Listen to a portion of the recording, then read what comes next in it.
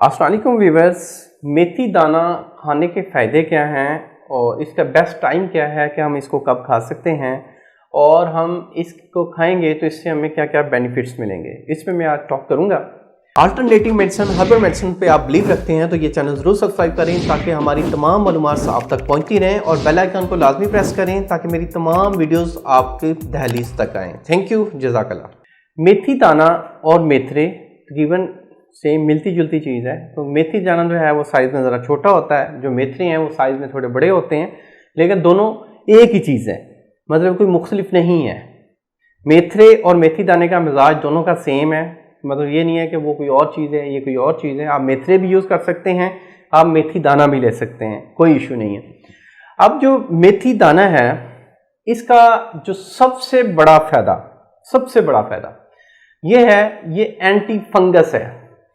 जिस पेशेंट को भी जिस मर्जी जो जितना मर्जी बिगड़ा हुआ मर्ज है उसको फंगस का मसला है, उसकी फिंगर्स खराब हो जाती हैं, पीप वाले दाने निकल आते हैं, या कोई और ऐसी खारिश वाली बीमारी है, खारिश होती है जिस्म के किसी भी हिस्से पे दाने निकल आते हैं, तो वो मेथी का 1 टीस्पून, इनके टेबल स्पून नहीं, 1 टीस्पून, छोटे वाला चम्मच जो होता है टीस्पून, वो वाला सुबह खाली पेट खाएं। सिर्फ ये 40 दिन खा लें।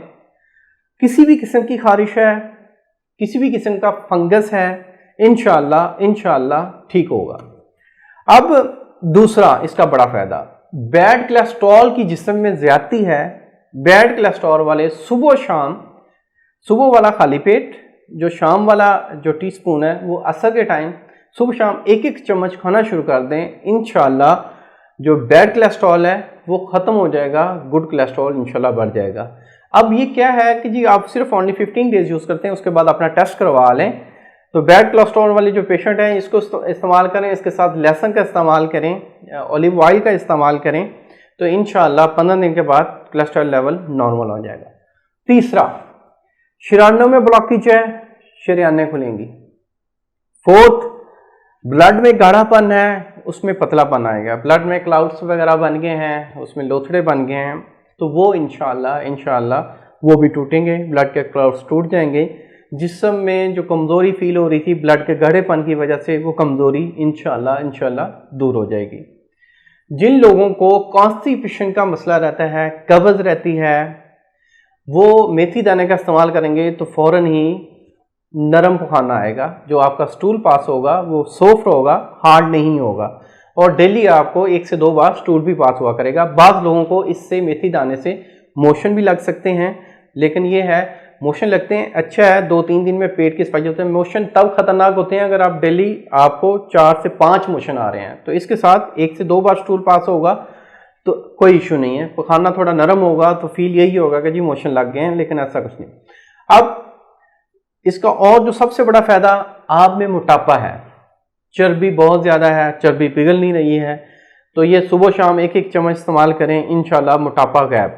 असाब की कमज़ोरी है, असाब की कमज़ोरी होती है ब्लड की सर्कुलेशन के साथ। ब्लड की सर्कुलेशन कम है, आपके असाब कमज़ोर होंगे। ब्लड की सर्कुलेशन को बढ़ाने के लिए आप मेथी दाना का इस्तेमाल करें, आप अनार का जूस पिएँ, आप मौसमी जूस पिएँ, आप सिट्रिक एसिड जिनमें पाया जाता है चीज़ों में, लाइक नींबू में पाया जाता है, नींबू पानी पिएँ, साथ ये वाला खाएं। इंशाल्लाह जो असाब की कमज़ोरी है ब्लड गाढ़े होने की वजह से वो ठीक हो जाएगी। आंतों की सफाई करना चाहते हैं, आंतों में फासिल मादे रह गए हैं, आंतों में फासिल मादे रहे हैं तो वो जिस्म में बिगाड़ का सबब बनते हैं। आपके कहीं भी पथरी बन सकती है, आपके दिमाग में ट्यूमर बन सकता है। अगर आपको कॉन्स्टिपेशन रहती है, आपकी आंतों की सफाई नहीं रहती, तो आंतों को साफ करने के लिए मेथी दाने का इस्तेमाल बहुत बेहतरीन है। अब मेथी दाना, सवाल है जी कि मेथी दाना कौन से लोग नहीं खा सकते, किन लोगों को ये नुकसान दे सकता है। मेथी दाना जो लोग बिल्कुल दुबले पतले हैं, बहुत दुबले पतले रहते हैं और जिस्म में कमज़ोरी है, वो मेथी दाना का इस्तेमाल मत करें। जिनको IBS का मसला है, संगरहनी है, H पैलवी का मसला है, वो मेथी दाने का इस्तेमाल मत करें। जिनको ऑलरेडी खट्टे टिकार आते हैं, सीने पे जलन होती है, खुराक की नाली में जलन होती है, तो वो इसका इस्तेमाल मत करें।